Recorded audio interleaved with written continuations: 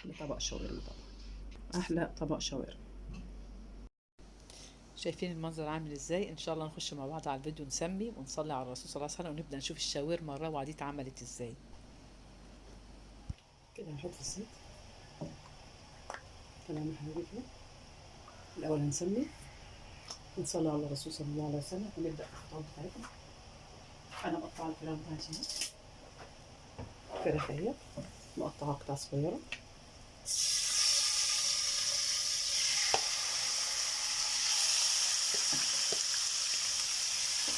هعمل لها صدمه اول، مش هقلبها بس افردها كده في قلب الطاسه، تاخد صدمه وبعد كده نشتغل فيها.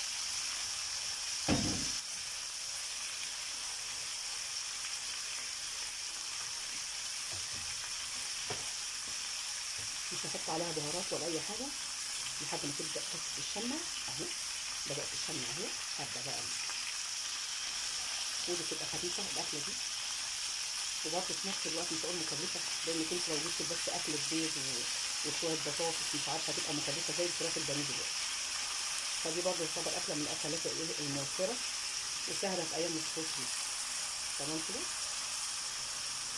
البيضه النهارده وصلت ب 5 جنيه، لما انت اشتريتي 5 بيضات ب 50 جنيه، ال 10 بيضات قصدي يا رب ب 20 ب 50 جنيه، فهتبقى برضه بالنسبه لك مش موفره، غير شويه بطاطس الكيلو ب 15 الكلام ده كله هتوصل ب 100 جنيه. لا انا عندي اعمل وجبه مش هتكلف لي برضه كتير،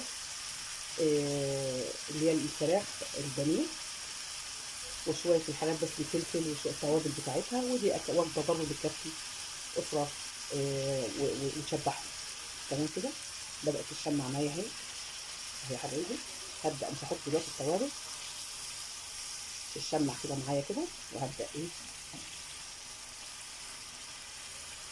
احط بقى التوابل بتاعتها. البهارات يا حبايبي عباره عن ايه؟ ملح، جنزبيل، نص معلقه فلفل اسود، نص مش حاطه كتير قوي بالنسبه للي هو البابريكا، اقل من ربع معلقه. انا مش عايزاها لونها احمر الفراخ.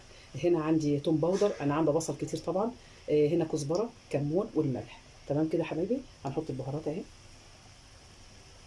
وهنقلب بقى ايه التشكيله بتاعتنا دي. الفراخ بدات خلاص كده ايه تشمع معايا. انا مش عايزه طبعا اطلع مدى الزيت بتاعها. انا هقلبها وهبدا احط البصل. الخطوه اللي بعد كده هحط البصل. البصل انا برضو مش عايزاه يستوي، هنحطه مع بعض اهو.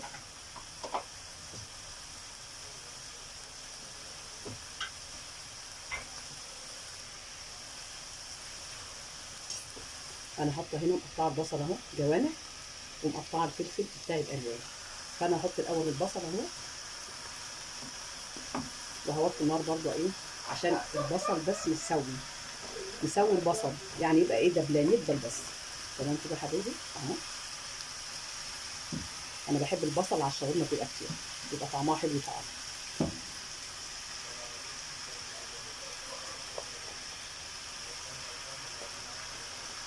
تمام كده. احط بقى واقلبه ونسيبه يدبل بقى مع بعضنا. مش هحط الفلفل اخر حاجه، الفلفل خالص بعد ما البصل يدبل بتاعي هبدا بقى احط الايه الفلفل بتاعي، ياخد بس كده تقليبه ويبقى صحيح وايه بالفوائد بتاعته. تمام يا حبايبي اهي.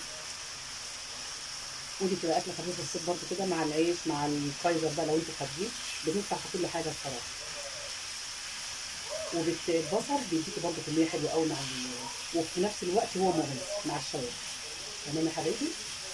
في حاجه انا بحب احطها على الشاورما بتديها طعم حلو برده، هوريها لكم حاجه كده جميله بتطعم الشاورما. تمام يا حبايبي كده. اشوف الكميه بتكفي كتير جدا. ممكن تعمليها برده الشاورما دي مع شويه مكرونه، بتبقى وجبه حلوه برده.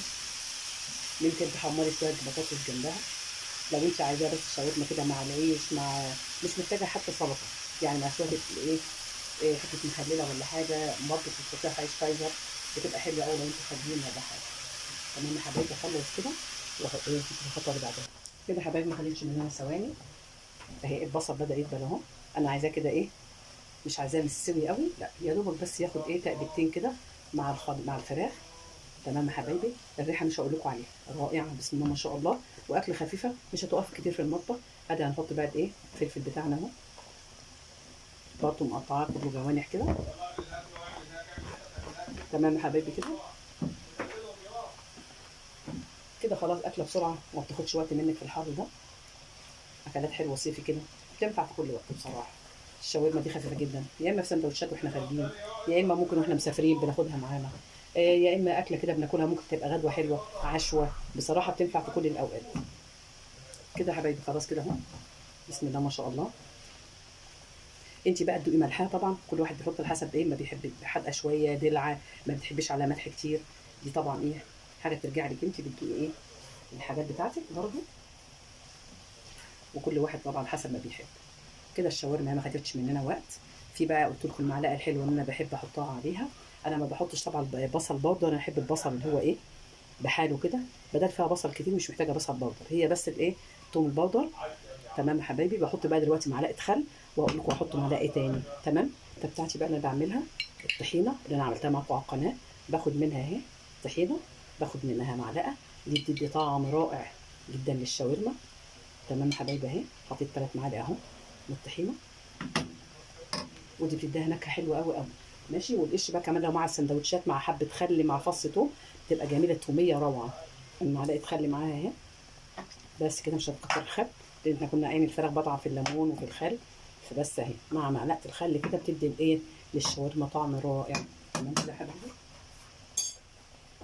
الحاجه بقى مقطعه مصفيه منها الميه اهيت والبذور، طماطميتين بالعدد اهي، طماطميتين من غير ميه اهي، عشان ما تبقاش فيها صيصه كده وفيها ميه، لا من غير الميه بتاعت الطماطم.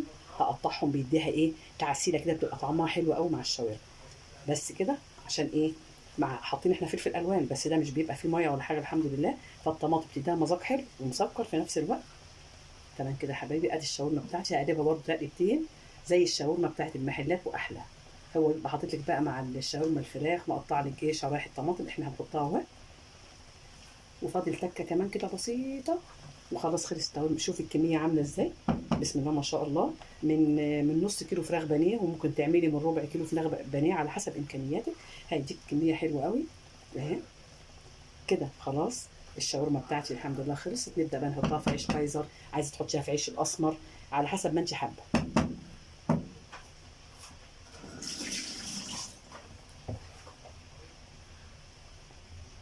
تمام كده يا حبايبي، ودي اخر حاجه في وجبتنا اللي هو عودين البقدونس اهمت، عشان تبقى وجبه متكامله مش محتاجه لاي حاجه. لو حتى بتعملي رجيم يبقى دي اهوت حبه البقدونس بيطعموها، وفي نفس الوقت مفيدين وعمليه بيهضم. تمام يا حبايبي، وانتوا عارفين فوائد البقدونس جميله جدا للكلى وللبطنه بسم الله ما شاء الله كعامل مهضم.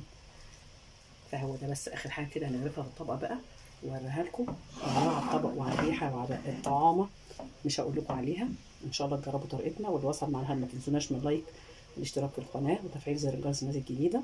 تمام يا حبايبي، وتعليق حلو منكم كده، كومنت حلو ايه تسعدونا بيه.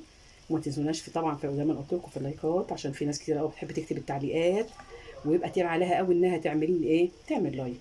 اللايك يا حبايبي هو اللي بيرفع الفيديو، فجزاكم الله كل خير.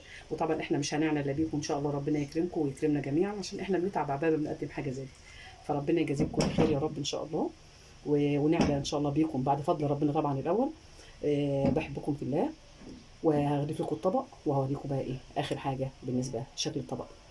اهي بسم الله ما شاء الله، بقولكوش على شكلها وعلى طعمها وعلى ريحتها الجميله جدا. ان شاء الله تجربوا طريقتنا وتقولوا لنا ايه رايكم فيها.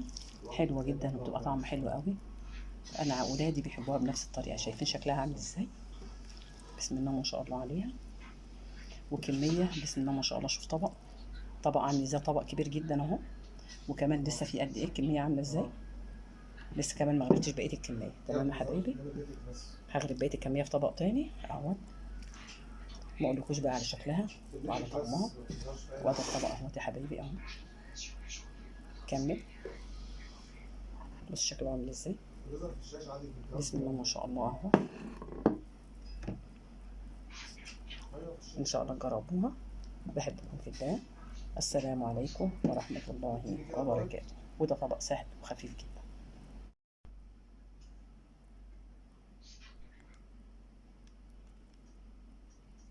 طب ابعتها لك.